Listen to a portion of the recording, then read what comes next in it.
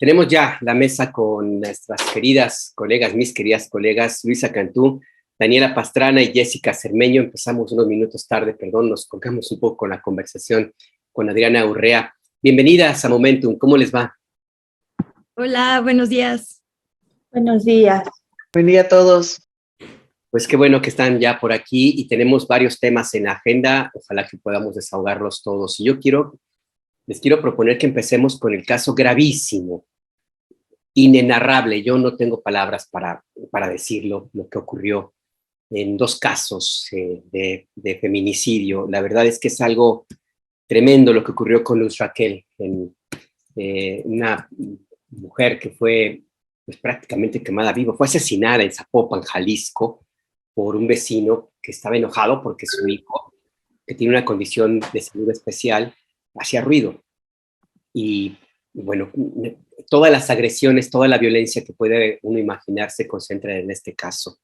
Y el caso también de Verónica Razo, que está 11 años encarcelada, injustamente fue torturada, fue vejada, y el juez le ratificó la misma sentencia a pesar de que no le tocaba, ella ya tuvo que haber salido.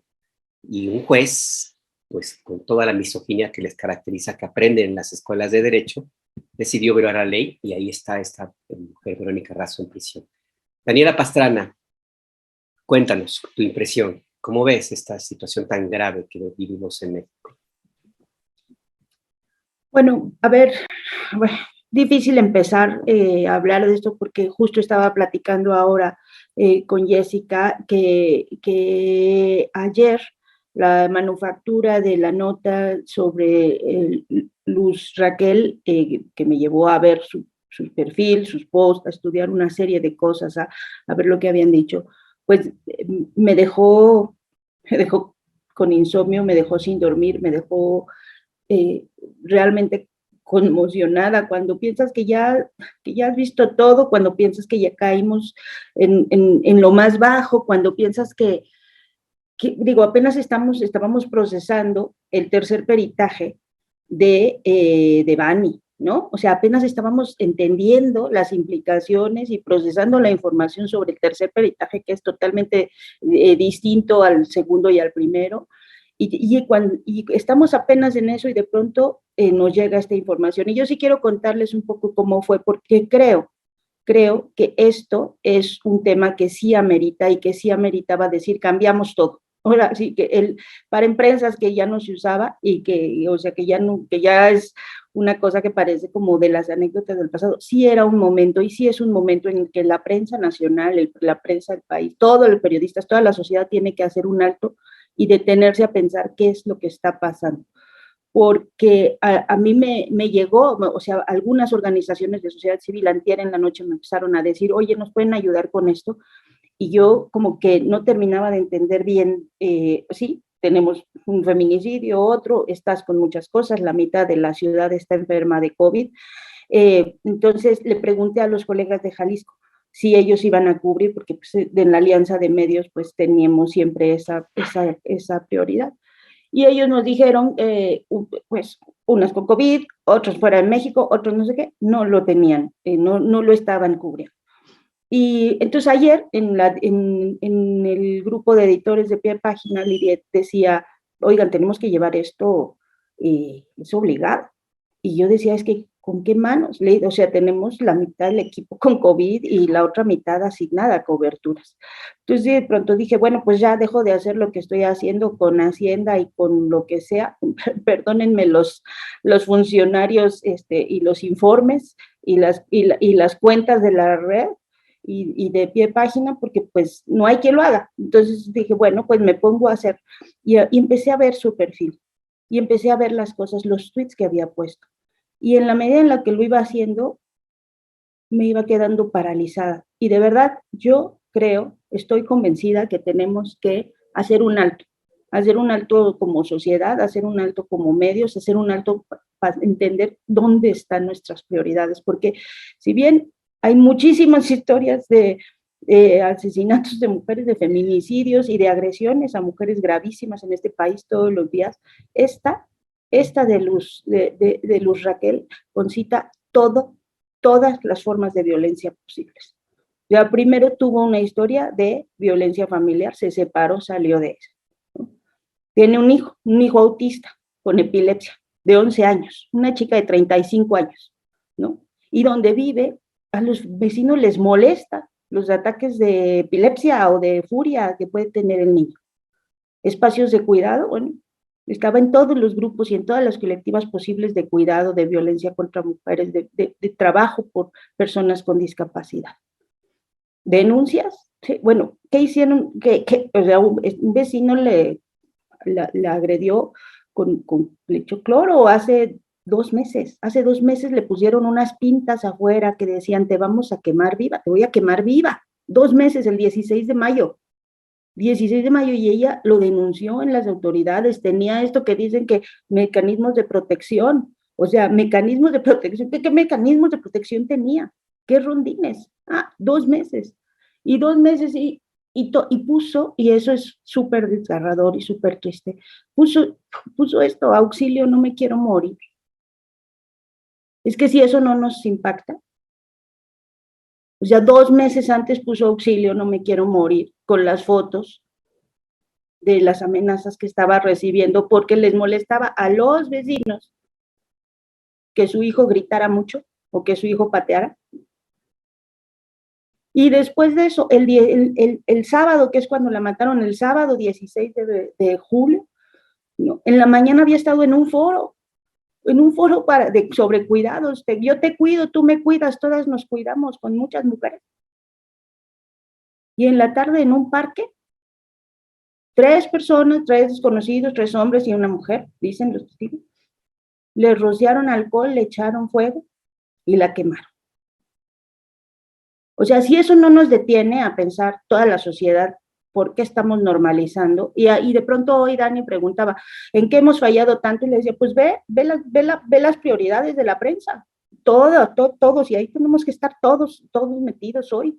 ¿Cuáles son nuestras prioridades? ¿Por qué no hubo un paren, detengan algo? ¿Dónde están las prioridades del presidente? ¿Dónde están las prioridades del gobernador, que tardó más de 24 horas en decir, lamentamos el asesinato? Más de 24 horas se tardó el gobernador en reaccionar. Bueno, el gobierno federal todavía no, los periodistas todavía no. O sea, vean hoy, vean la jornada, vean todos los medios es el TEMEC y todas las notas posibles de lo que sean, y abajo, matan a una mujer de 35 años, que lo único que hizo fue defender y cuidar y pedir protección para su hijo autista y con epilepsia. Eso no nos sacude realmente. Y con todas esas agravantes, con toda esa alevosía, con toda esa crueldad, con todo eso de seguirla, esperarla, buscarla, mandarla, porque pues no fue un vecino solo, fueron 4 personas, ¿no? Si eso no nos para y si eso pues entonces no nos asombremos de que la próxima semana haya otro caso todavía peor del cual asustarnos. Luisa, ¿cuál es tu impresión?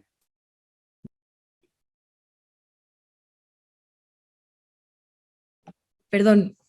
Sí, pues tengo poco que agregar a lo que dice Daniela sobre la reacción que deberíamos estar teniendo y que debimos haber tenido, porque esta nota que hicieron en pie de página que firmas, Dani, que dice esto, ¿no? Todas las violencias posibles, tiene como última frase, pero pues siempre es tarde, ¿no? Siempre para las víctimas llegamos tarde, y el colmo es cuando hubo tantos momentos en los que un delito con esta crueldad se pudo haber evitado, como ya nos relató Dani, ¿no?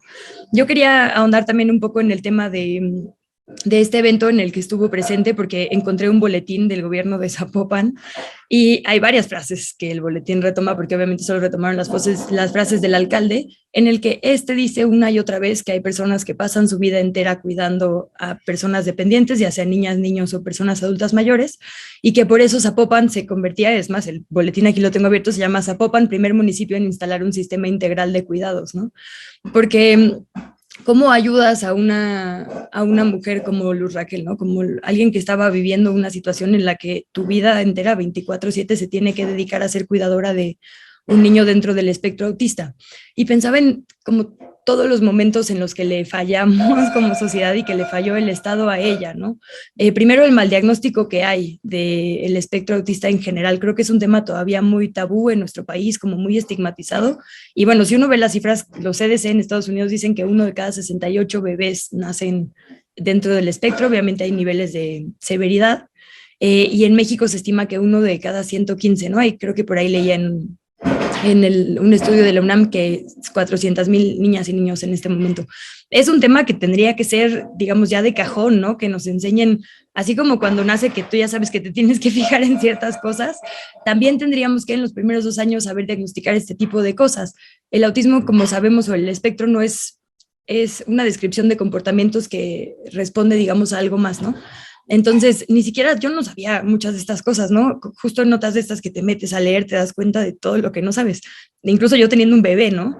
Y bueno, pensando en eso, en todo lo que, digamos, fue difícil para ella con alguien que tiene obviamente el espectro hacia lo más severo, imaginémonos, ¿no? Lo que es la frustración de una mamá de no poder resolver una crisis de un pequeño, decía bien Dani, de 11 años, pero bueno, han sido 11 años de que vive con esta condición en el espectro, y pues nadie puede hacer nada, ¿no? No es algo que la medicina sepa resolver. A veces puede ser que tiene hambre, a veces puede ser que te extraña, a veces puede ser que solo tiene que sacar un sentimiento y no tiene los mismos mecanismos de expresión que son comunes, ¿no? Que comúnmente tenemos el resto de las personas. Hay muchas personas que no son verbales y demás.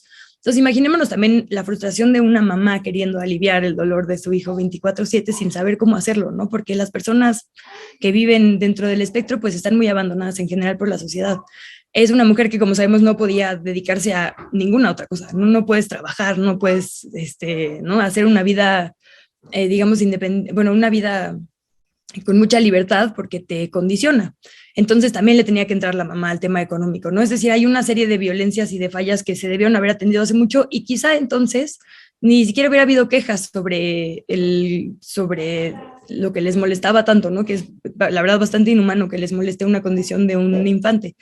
Pero bueno, hay un montón de fallas y justo me molesta muchísimo porque además de esta frialdad con la que abordamos desde las personas funcionarias públicas y los medios la violencia contra las mujeres, también me parece que el tema de cuidados lo hemos puesto una y otra vez sobre la mesa las mujeres sin que permee en la discusión, ¿no? Había ahí en este mismo evento que dice Dani un montón de mujeres de organizaciones de sociedad civil, había funcionarias del ayuntamiento, había legisladoras, había senadoras, y son estas mismas mujeres, ¿no? Que yo he visto a Aleida Alavés, Patricia Mercado, Malu Micher, justo mujeres que una y otra vez han puesto el tema del Sistema Nacional de Cuidados en la agenda sin que haya permeado mucho en la discusión pública porque no le parece a nadie una prioridad, ¿no? Ahora que decía Dani en nuestras prioridades como medios, pues también qué pasa con las prioridades legislativas, porque están ahí todos peleándose políticamente ¿no? Y no estamos viendo que mucha de la raíz de la violencia que estamos viviendo tiene que ver con que la descomposición social y los cuidados y la carga de la crianza y de las familias cae en las mujeres, ¿no? Recaen en las mujeres. Y yo no me puedo imaginar lo que ella sentía así, una como mamá, consolar a un bebé sin estar dentro del espectro. Es a veces muy difícil y muy frustrante y te sientes muy sola teniendo incluso, ¿no? Aquí una red de apoyo gigante. No me imagino cómo le estaba pasando ella, con el miedo además de que pues su hijo probablemente le va a sobrevivir, ¿no? Que es algo que es un miedo para muchas mamás. Si tú te mueres, ¿quién va a cuidar a tu hijo? ¿No? Si a ella, como en este caso, ¿quién va a cuidar a su hijo? ¿Quién va a cuidar a un niño con esta condición? Entonces me parece, sí, como dice Dani, de una pues crueldad demasiado grande. Entonces, pues, bueno, eso lo conectaría con el otro caso que decías, Alberto, el de Verónica Razo, que es las mujeres no tenemos acceso a la justicia ni como víctimas ni como mujeres con conflicto en la ley, ¿no? Ya habíamos hablado aquí del caso de Juana Hilda, que es como este sistema de justicia muchas veces está pues permeado por una visión misógina, entonces te construyen toda esta historia sobre femme fatal para hacerte, ¿no? Carpetas de investigación. Bueno, en el caso de Verónica Razo es una mujer que iba caminando un día, su hermano simultáneamente estaba poniendo gas en otro lado, los detienen a punta de pistola a ambos, los suben a una patrulla sin decirles nada, ¿no? Ni de qué les acusaban, ni por qué se lo estaban llevando, ni nada. A ella la torturan sexualmente en una parada porque no llegaron ni siquiera a las instalaciones de la fiscalía, el hermano lo llevan directamente. Llegando ahí los amenazan nuevamente con pistolas, los obligan a autoincriminarse en una grabación diciéndoles que si no iban a violar a su mamá y a sus hijas, ¿no? Entonces es esta violencia sistemática como perforada por esta violencia machista Y como bien decías, a pesar de todas las irregularidades de que por Verónica y Eric Razo, porque Eric ya salió, ¿no? A él sí, ya lo liberaron terriblemente después de 11 años, pero ya está fuera, con una sentencia absolutoria gracias a la Defensoría Pública, pero Verónica no, porque el juez octavo de distrito, en el Naucalpan, en el Estado de México, decidió que no podía comprobar dónde iba a pasar su libertad, más bien su proceso en prisión domiciliaria, ¿no? O sea, no tenía cómo comprobar que sí tenía un lugar donde estar en vez de huir, pues.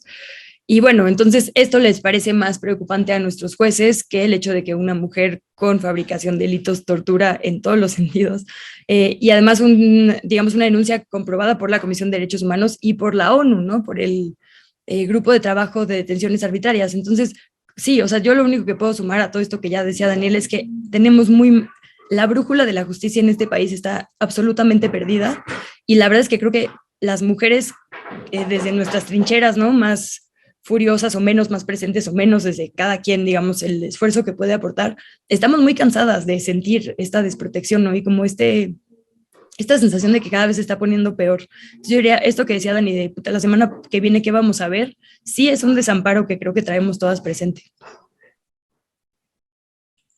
Sí, esa es una situación tremenda. Jessica Cermeño, ¿cuál es tu planteamiento? ¿Cómo ves estos terribles casos?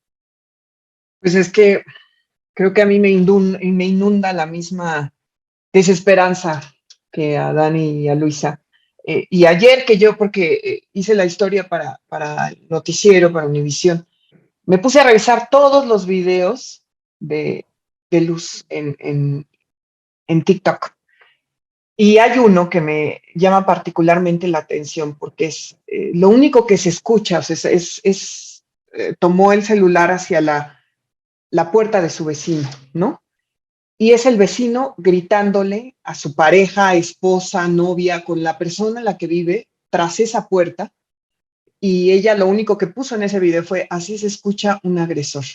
Y obviamente escuchas tú, como los que vivimos en departamentos, a veces cuando hay violencia, ¿no? En alguna pareja se escuchaba toda la discusión, él gritando, el vecino gritando, y atrás está la voz de su hijo que trata de responder a esos gritos, ¿no? Como te das cuenta ahí, a mí me pareció ese video impresionante, porque te das cuenta ahí de la dinámica diaria que vivía esa mujer con su hijo. De tener, ya olvídense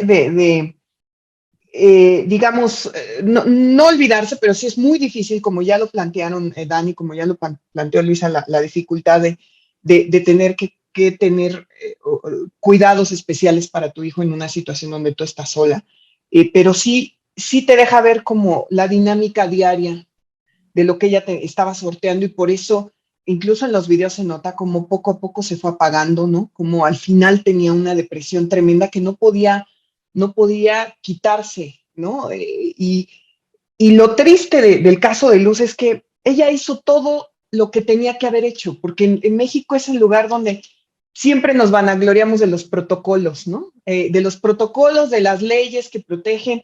Ella hizo absolutamente todo. O sea, algunos funcionarios, incluso el presidente, que dicen: ¿por qué no denunció? Lo que importa son las denuncias. Bueno, ella denunció, ¿no? Y no se le otorgó absolutamente ninguna credibilidad. En realidad, lo único, como bien ya decían, es estos rondines que tuvo. Le contaba a Dani antes de entrar a ese programa que ayer un colega nuestro fue a una cámara de Univisión con el alcalde de Zapopan, y cuando le preguntaron qué tipo de medidas tenía, él dice: bueno, pues estaban ahí las medidas de protección, se le avisó al vecino que no se le podía acercar, oiga, ¿y algún botón de pánico? Y contestaba el alcalde: no, la fiscalía no nos lo pidió y ella tampoco, entonces no existen protocolos para alguien que está, digamos, los protocolos no se aplican como estaban puestos, y un funcionario te lo dice de esa manera sin ninguna empatía siquiera, incluso después que ya fue asesinada. Es tremendo, la verdad. Y en el caso de Verónica, pues lo mismo, porque cuando tú ves todo el proceso que ya relató muy bien Luisa, y te das cuenta que en realidad el juez ni siquiera hizo caso a todo el trabajo que hizo con el grupo de trabajo, valga la redundancia, de detenciones arbitrarias de la ONU, que se dedica específicamente a revisar que cada parte del proceso judicial no se hayan violado los derechos humanos, se hayan hecho conforme a proceso, y después de varios fases ya se había determinado, ellos ya habían determinado que en realidad era una injusticia total lo que estaba viviendo Verónica, que un juez por una minucia, como una cosa mínima, decida mantenerla en la cárcel. La verdad es que son dos situaciones descorazonadoras para las mujeres y es lo que te hace entender toda la rabia que existe en las manifestaciones cuando las mujeres se presentan en las calles, ¿no? Este tipo de situaciones. Decía ayer un señor, entrevistamos a uno de sus vecinos allá en Zapopan, y decía un señor, es que esas personas que quemaron viva a luz, no merecen ni siquiera vivir, ¿no? Y yo decía, bueno, ni siquiera sabremos quizá quiénes son por el nivel de impunidad que existe. Entonces yo, pues no tengo nada más que agregar, solo cada vez que pienso en Luz, pienso en esa noche que ella se dedicó a tomar ese video, escuchando cómo su vecino, que estaba yo creo que a punto de golpear a su pareja, y vivir en ese entorno, yo no me puedo imaginarlo con hijos, sin hijos, ahora con un hijo con el espectro autista, ¿no? En fin, es muy triste. Como bien señala Daniela Pastrana, eso nos obliga a una revisión de todo lo que hacemos, lo que no se hace, el trabajo o no trabajo, inclusive también de si está funcionando o no estos mecanismos, estas estrategias que se llevan a cabo, no solamente de autoridades, que cuestiones aparte son muy cuestionables en algunos aspectos, sino también de la sociedad misma y de las organizaciones que apoyan y que combaten la violencia de género, porque como bien decías Daniela, pues estuvo en un grupo, cumplió con todo lo que hasta ahora ha sido posible plantear para encontrar una pequeña protección, y parece que no ha funcionado. Creo que sí es necesario hacer un alto allí y revisar qué es lo malo, qué se está haciendo mal, qué no se está haciendo y por dónde puede haber una salida. Si quieren comentar algo más sobre el tema o pasamos al siguiente, porque tenemos varios en la agenda, ustedes me dicen, Daniela. Yo sí quiero decir un par de cosas de esto. Uno, sí que tenemos que separar lo que son las responsabilidades de lo que es, digamos, sí, las que son las responsabilidades, o sea, la responsabilidad es de quien lo mata.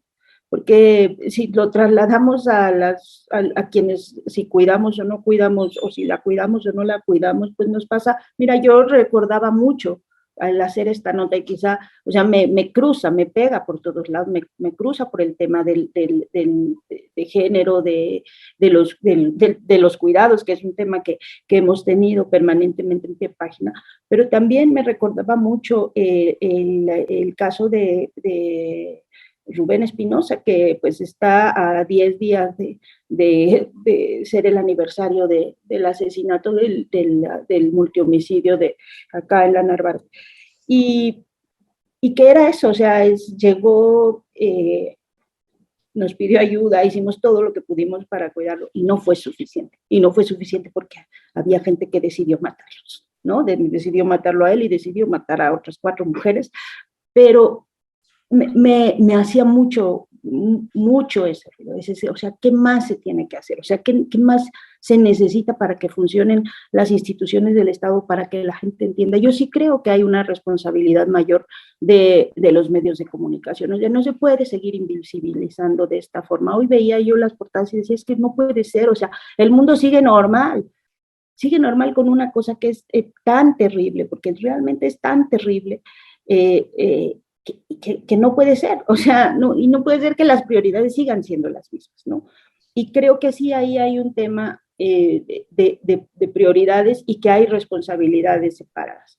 Ahora, lo que yo quería contarles es esto, que un tuit que ella puso el 18 de mayo, 2 días después del que puso de no me quiero morir, auxilio, con las fotos de las amenazas en el, pues afuera de su casa, que decían, te voy a quemar viva, que eso es lo peor.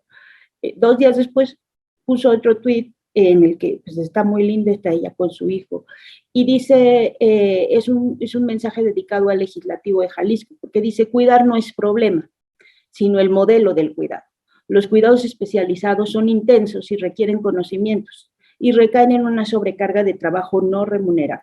Las cuidadoras merecemos desenvolvernos en un ambiente seguro en todos los aspectos. Oye, tiene esto una serie digamos, de implicaciones y de preguntas que todos nos hacemos, ¿no? ¿Qué va a pasar con su hijo? ¿Quién lo va a cuidar? Había organizaciones que estaban pidiendo, pues, que haya el máximo de protección a su hijo, y el máximo de protección es todo lo que implica atención, seguridad económica, cuidados, o sea, un modelo, lo que no hubo, y lo que ella estuvo pidiendo tanto tiempo, pero que no hubo antes de que la mataran, ¿no?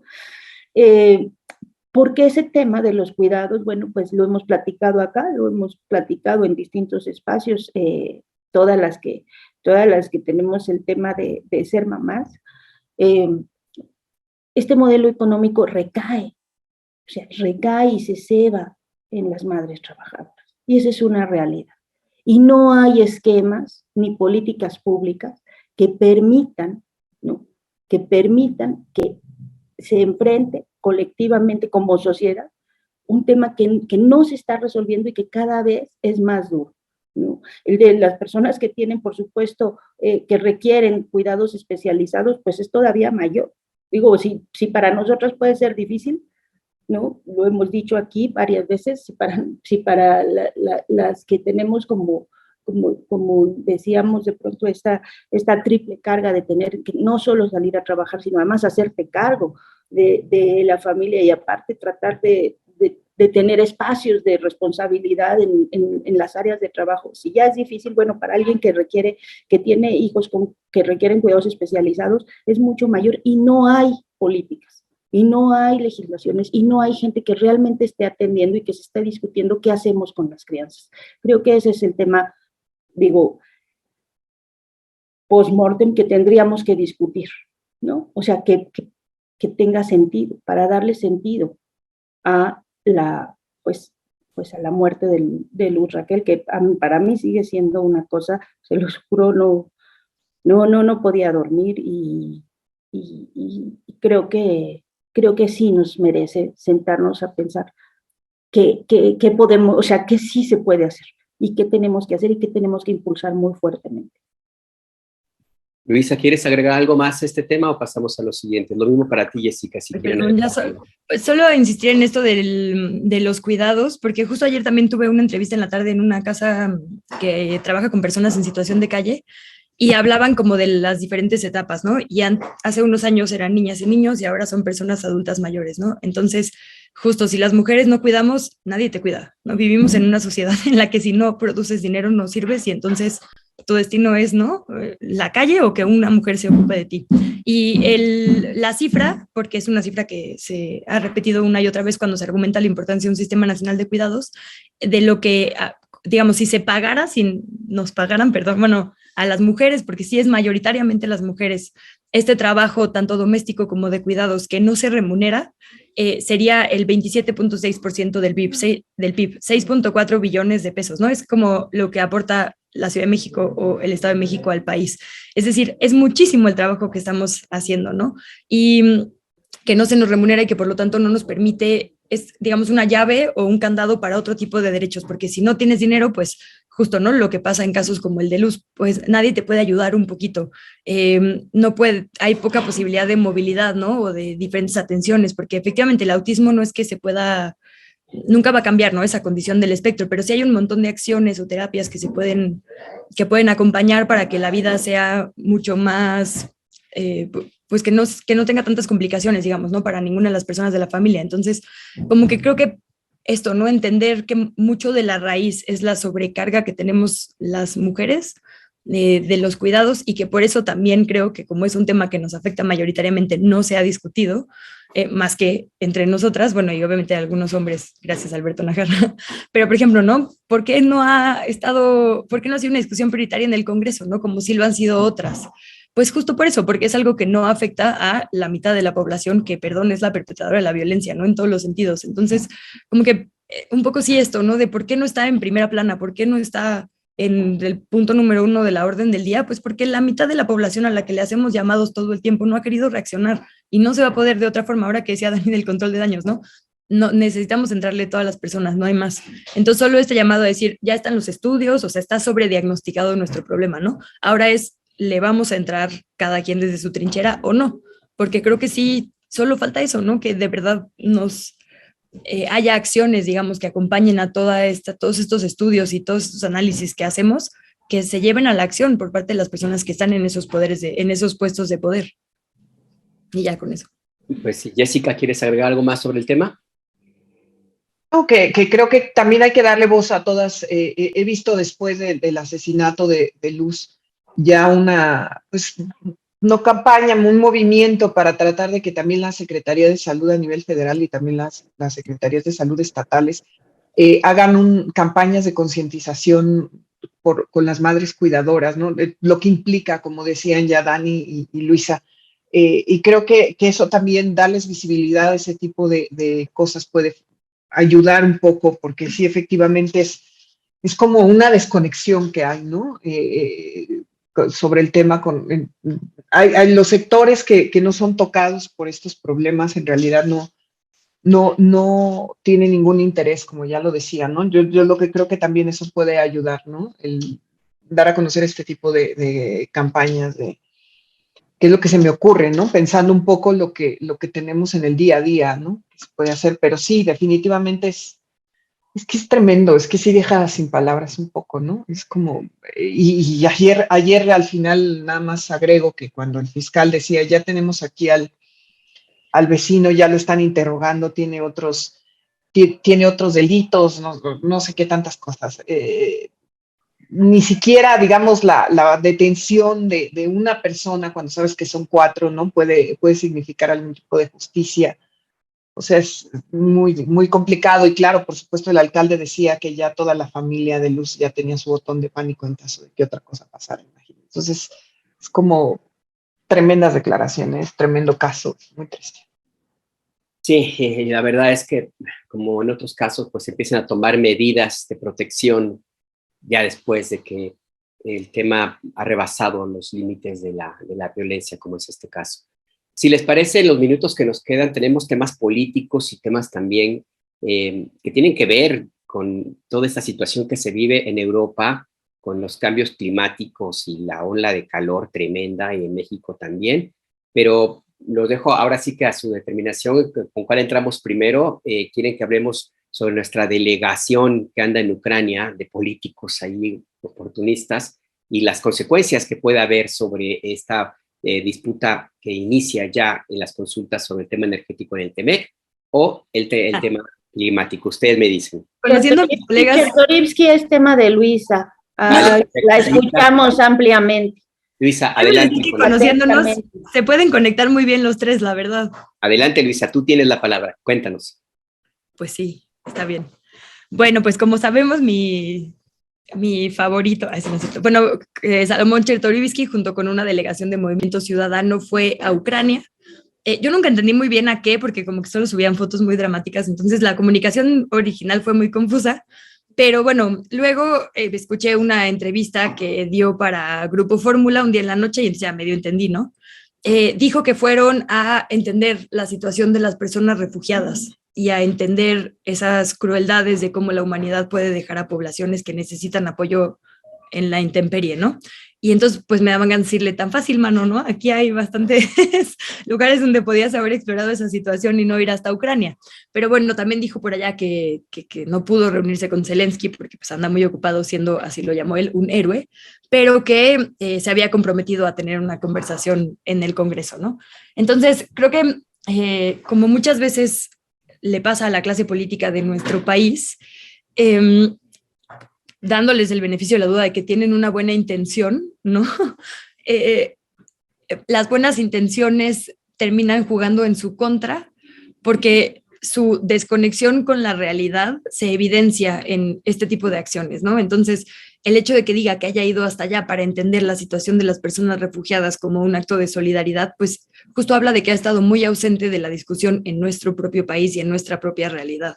Pero bueno, ya, o sea, podría hablar mal de él en muchas cosas, ¿no? Porque salud, porque energía, en un montón de lugares conecta, pero bueno, particularmente este viaje a mí, creo que lo único que le dedicaría de minutos es para decir eso, que creo que fue un viaje que para los propósitos que ellos hicieron públicos, pues se pudieron haber ahorrado. Ahora, no, como que no quiero que eso parezca que parezca que no es importante lo que está pasando con la población ucraniana, porque por supuesto que lo es, ¿no? Y nadie, creo, de nosotras o de nosotros podría pensar que no es importante o que no merece atención. Y creo que si no fuera porque se le abordó desde una visión política acá, pues no lo estaría criticando, ¿no? Efectivamente, nadie no aplaudiría un acto de solidaridad.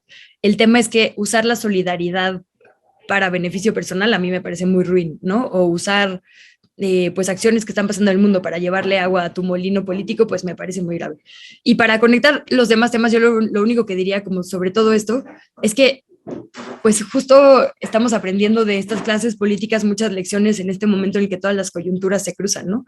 Sé que otro de los temas que van a hablar mis compañeras más ampliamente, porque yo no he seguido tan de cerca, pero por ejemplo es esto que decíamos, ¿no? De las consultas de cambio climático y de política energética entre México, Estados Unidos y Canadá, y el cambio climático. Bueno, mucho de nuestro momento climático tiene que ver con digamos, esta sacudida que nos dio a todo el mundo la invasión de Rusia a Ucrania, ¿no? Y yo solo dejaría sobre la mesa que, pues me parece muy interesante, por usar una palabra, que Estados Unidos y Europa se le han pasado diciéndole al mundo que no usen carbón y que hay que transitar hacia las energías limpias, ¿no? Ese es el argumento para nuestras consultas. Y la verdad es que en esta oportunidad que Europa y que Estados Unidos han tenido, pues no han hecho nada, ¿no? O Europa pudo haber dicho, bueno, ya no voy a usar tanto gas de Rusia en este momento de guerra y voy a invertir el doble en energías limpias, y en vez de eso están buscando otro proveedor de gas, ¿no? De energías fósiles. Entonces, pues me parece bastante incongruente, y en Estados Unidos se le echaba mucho la culpa a Trump, ¿no? De haberse salido los acuerdos de París y que todo el problema, digamos, medioambiental era que dos grandes generadores de contaminación no le estaban entrando a los compromisos necesarios para el 2030. Y bueno, ya vimos que el Congreso le está congelando a Biden las iniciativas que ha presentado, ¿no? Entonces no era necesariamente Trump, es toda una ideología que funciona bajo la lógica del dinero. Entonces, pues solo decir eso, que de alguna manera todo se conecta y lo único que estamos viendo es una clase política demasiado ineficiente para el tamaño de emergencias que estamos enfrentando, ya sean humanitarias o climáticas, o bueno, al mismo tiempo, ¿no? Porque también son simultáneas en algunas ocasiones. Sí, ¿cómo conectamos estos temas, Jessica Cermeño? Tenemos una delegación, no, iba a decir diplomática, pero no, de notables, si se me permite la ironía, que van a hablar a nombre de todos los mexicanos en Ucrania, de estos personajes, el favorito de Luisa, perdón. Y tenemos también al mismo tiempo estas controversias que se presentan en el panel de energía del TEMEC. ¿Cómo ves tú estos temas? ¿Cómo los conectaríamos? Para dejar un poquito separado el tema climático, que me parece sí necesita una atención un poquito más ordenada, si les parece, Jessica. No, es que mira, sobre las negociaciones, la verdad es que más allá de que se escuche ayer, obviamente en todos lados salió esto de que el presidente López Obrador se sentía muy relajado y puso a Chicoche para decir que no le importaba.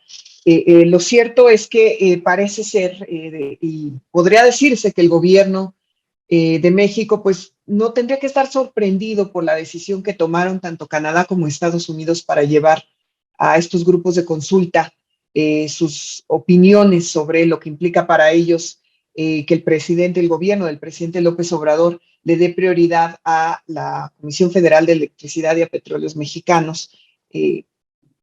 Yo creo que puede ser algo que sea complicado para México. ¿En qué sentido?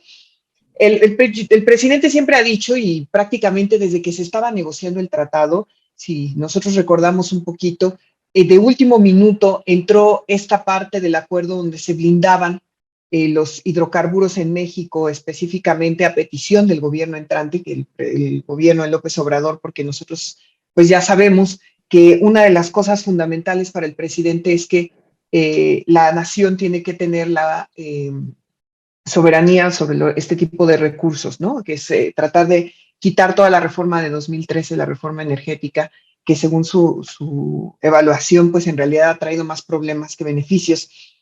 Pero, bueno, además, digamos que la principal postura de México en esto es que la Constitución prácticamente es lo que establece, ¿no? Y que por lo tanto no puede haber ningún tratado internacional, ninguna reforma, nada que vaya en contra de esto. Eso es básicamente en llanas palabras, por supuesto muy simples, la postura que tiene México. Sin embargo, Canadá y Estados Unidos sí tienen una postura que están convencidos por algunas de las decisiones judiciales que se han tomado por la no rescisión de contratos, porque eso no ha existido, sino más bien como la directriz gubernamental de que primero se tiene que pasar por Comisión Federal de Electricidad o específicamente más comisión que Petróleos Mexicanos.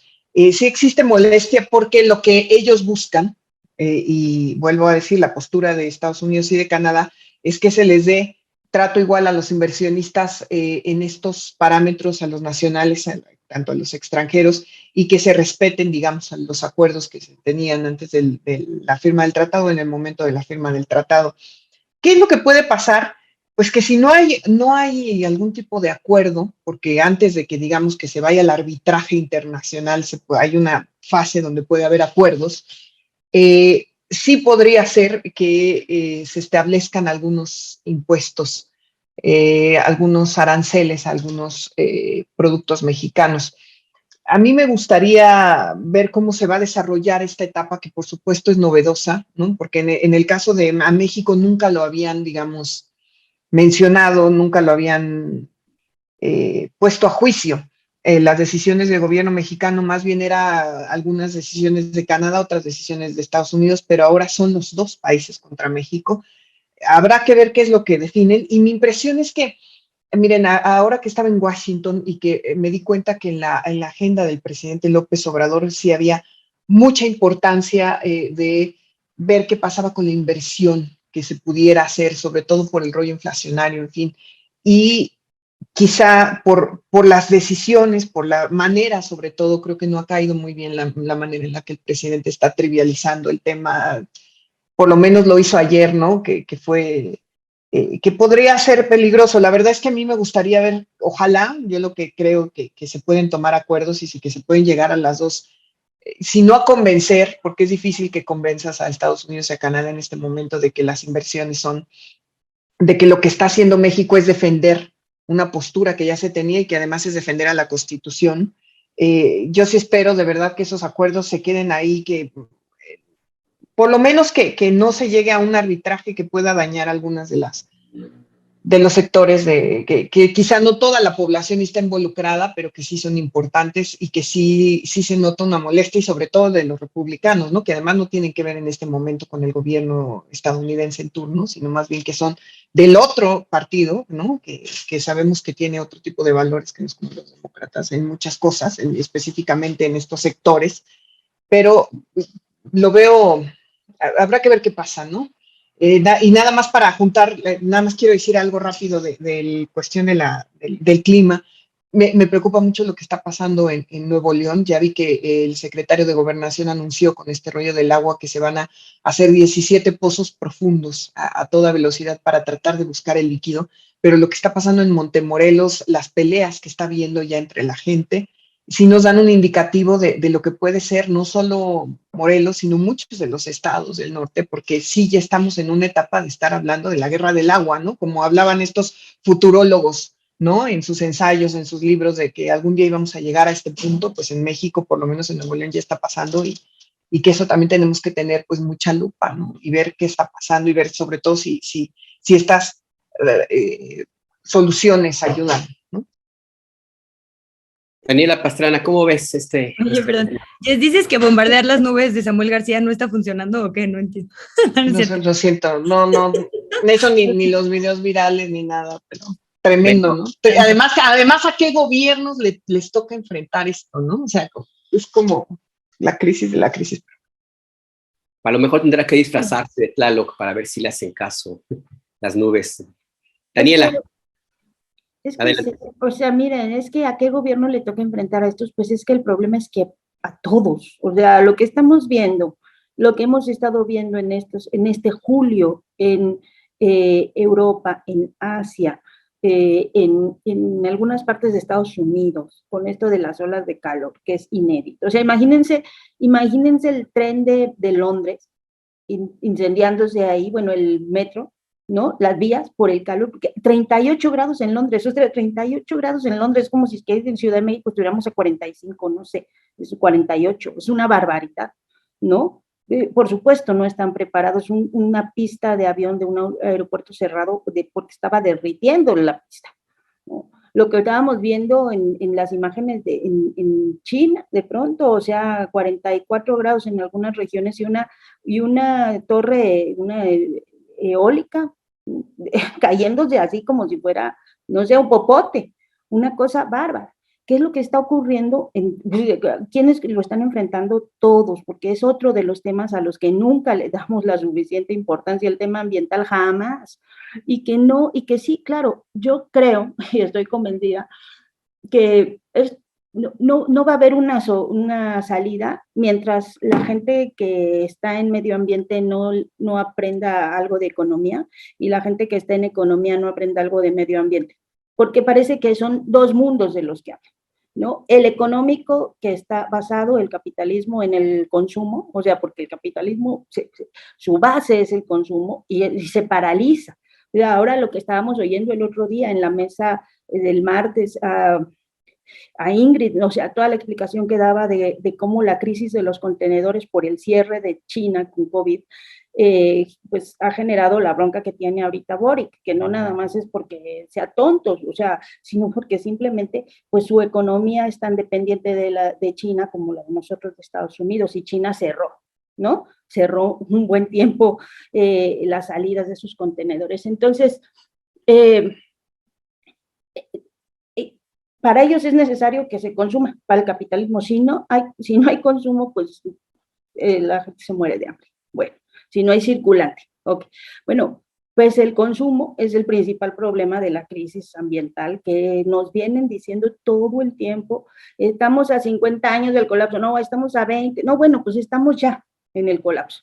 Estamos ya en el colapso. Y de nada sirve que vayan a poner 200 pozos rapidito o que vayan, o sea, este asunto de bombardear las nubes, que es algo que ya se hace en México, que se hace en España, que se hace en China, que se hace en varios lugares, y que apenas en la COP, no me acuerdo cuál, en la COP 25, la que fue en Bonn, se veía como una cosa, pero eso tiene 5 años que se veía así como que decíamos, no, ¿cómo creen que se les va a ocurrir hacer algo así? Bueno, pues sí, ya se hace comúnmente en varios lugares, ¿no? Porque esas son las soluciones que dan quienes están, y se ve en las conferencias climáticas.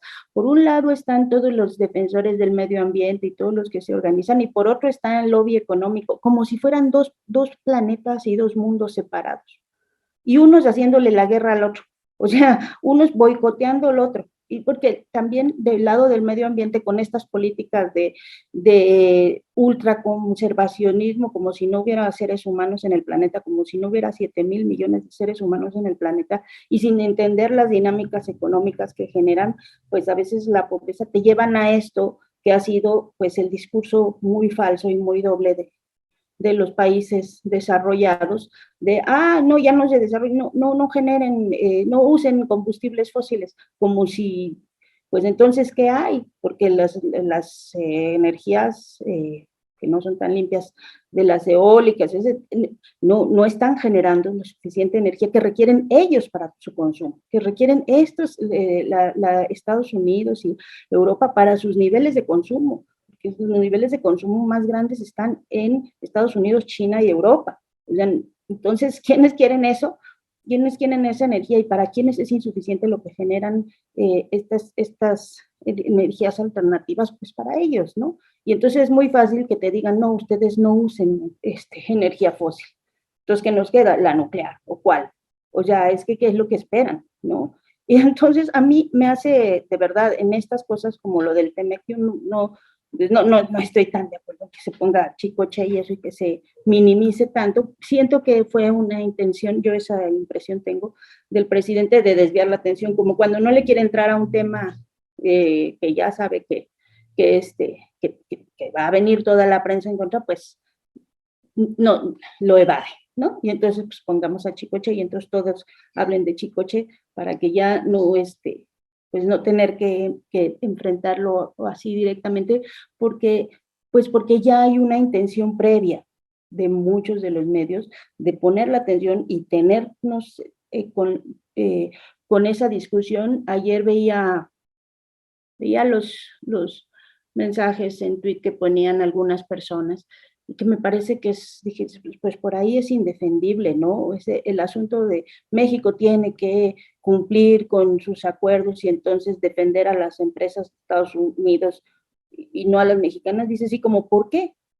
O sea, como ¿por qué? Porque no sé quién lo puso, Denise Dresser o alguien así que decía, bueno, con esos argumentos no van a ganar digamos, como la discusión en el espacio público, ¿no? O sea, ¿por qué tendríamos que estar defendiendo en una situación global como la que tenemos los intereses de las empresas transnacionales porque tienen en sus acuerdos comerciales estas cláusulas de que pues tienen que tener todas las ventajas? Bueno, pues ahora sí que empiecen a cambiar las reglas, porque si no se han dado cuenta, el mundo está cambiando las reglas, el medio ambiente y la crisis está cambiando las reglas, y la pandemia y todo lo que quieran, pues están cambiando las reglas, pues entonces que se modifiquen. Pero no entiendo por qué nosotros tendríamos que estar preocupados, porque, o sea, es como si vamos a un juicio de lo que quieran, paternidad o lo que sea, y entonces le digamos a nuestro abogado defensor que pues defienda la parte contraria, como ¿por qué? ¿No? Pues es Y que también, además, perdón, Luisa, perdón, no, adelante. perdón, yo mío. Nada más, o sea, eso, ¿no? Que entonces digamos las cosas también como van, porque el argumento de energías limpias, y CFE ha dicho una vez, una y otra vez, ¿no? A ver, del total de energías limpias yo pongo el 55%, y del total de mis energías casi el 40% son limpias, ¿no? No digo que no tengamos una evidente transición que hacer, ¿no? Nadie, insisto, hablaría en contra de las políticas, ¿no? Energéticas en el sentido de que vayamos hacia las renovables, pero bueno, también entonces digamos la verdad, es un tema, como decían ahorita, de defensa de las privadas estadounidenses, porque ha habido 5 llamadas a consultas antes y solo estamos entrándole a esta porque es un tema político que le interesa a ciertos sectores, ¿no? Entonces, yo también estoy de acuerdo con eso, o sea, no digo que no lo discutamos, también creo que Chicoche fue un poco excesivo, pero bueno, también pongamos las cosas, digamos, en su justa proporción, no solo irnos a veces, ¿no? Como con estas, pues, agendas políticas que sí se impulsan muy fuerte desde ciertos sectores. Y sobre todo que no hay un solo país, o digan igual, que tenga petróleo que no esté refinando. O sea, ¿cuál? Los que pelean que no se refine, pues son los que no tienen, ¿no? Pero ¿cuáles sí? O sea, no están siendo suficientes. O sea, la transición todavía no es suficiente porque todavía no alcanza, porque sus niveles de consumo requieren una energía que no hay capacidad todavía y no sabemos si la va a haber en estas energías alternativas, ¿no? Pero habla de cambios de consumo y, ¿no? Eres una comunista, ¿qué? Como dicen, idealista y demás, o sea, es eso, ¿no? Los temas que sí podrían cambiarse de fondo, como nuestra forma de consumir y como esto decía, nuestra relación económica ambiental, y no, eso ya es así, hablar de utopías, ¿no? Pues... Oigan, pero nada más yo quiero aclarar que tiene poco que ver, creo, o sea, ese es el argumento que se ha dado ante opinión pública, lo de las energías limpias, pero sí tiene que ver más bien con lo que ha hecho la Secretaría de Energía de cambiar, digamos, la intermediación que había entre los inversionistas específicamente creo que es más CFE, insisto, que Pemex, ¿no? Que no estaba antes de eso y que ahora esperan que sea la intermediación, que de hecho hay un juez que también acaba de revertir hablando de que ahorita el presidente López Obrador decía que incluso iba a tener un subsecretario que se iba a dedicar a revisar todos estos deslices, ¿no? Pero creo que es más que energías limpias, es como que como que le respeten lo que les habían dicho que les iban a respetar a la hora de la firma del tratado. Yo insisto, creo que el presidente se siente muy confiado, ¿no? De que la decisión que va a tomar, que se va a tomar si se llega al arbitraje internacional, va a ser acorde a, y sí, porque la Constitución lo dice así tal cual, ¿no? Uh-huh. Habrá que ver a ver cómo se toma esto ya a nivel internacional, ¿no? Pero nada más decía por lo de las energías limpias, ¿no? Quería yo aclarar lo que creo que es más allá de eso. Y además, perdón, no, dejemos hablar a Nájar porque él es el que sabe más de economía de todos nosotros. Sí, ¿qué habla Nájar? Que nos corrija Nájar. No, perdón, pues la economía que voy a andar sabiendo. Básicamente, a ver, la base de cualquier acuerdo comercial que se firme en cualquier parte del mundo occidental, por lo menos en el caso mexicano, tiene como punto fundamental que los países firmantes se obligan a respetar, sí, lo que se firma, pero lo que se acuerda, lo que se negocia, siempre está con base en sus propios leyes locales, con su propia constitución. O sea, está difícil que un acuerdo comercial progrese si un país pretende negociar algo que no va a poder cumplir porque su constitución se lo prohíbe.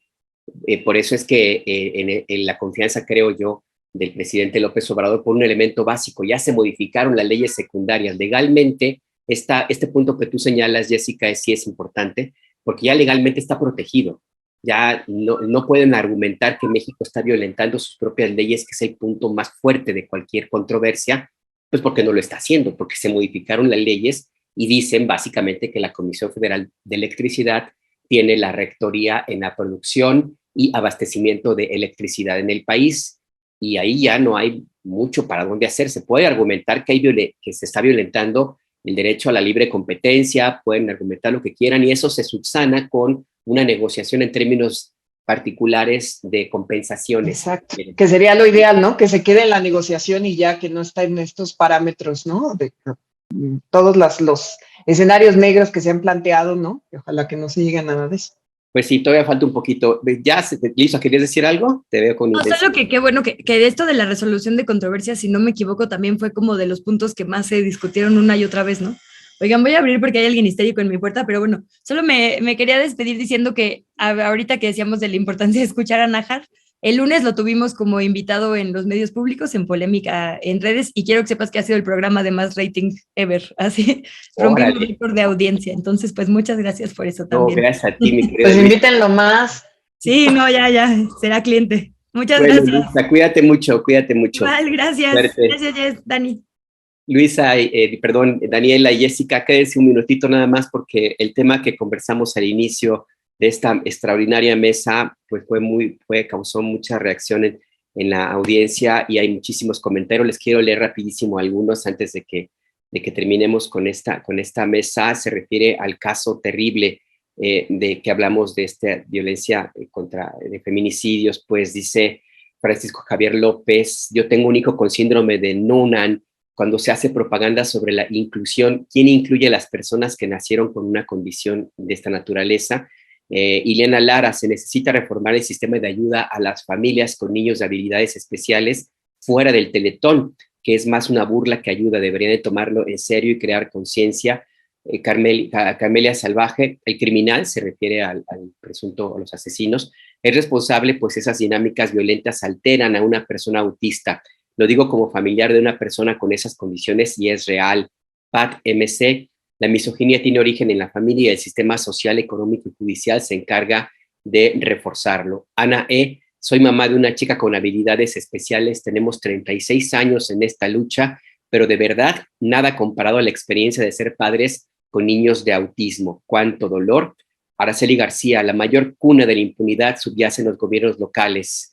Carlo del S dice: tengo una amiga con un hijo autista y eso me platicaba, que los vecinos le gritan calla a tu loco. Además de lo que sufren tratando de controlar al joven, se topan con el egoísmo y falta de empatía. Montserrat Rivas: la irresponsabilidad en este caso de funcionarios es una manera de agresión que además les da una coartada. Israel Quiñones: mis 2 hijos son autistas, la verdad es que mi pareja es una heroína, ya que ella atiende mucho mayor tiempo a los niños. ¿Quién va a cuidar al hijo de luz? Este mundo está descompuesto. Si quieren comentar algo para cerrar esta mesa, Daniela, Jessica, Daniela.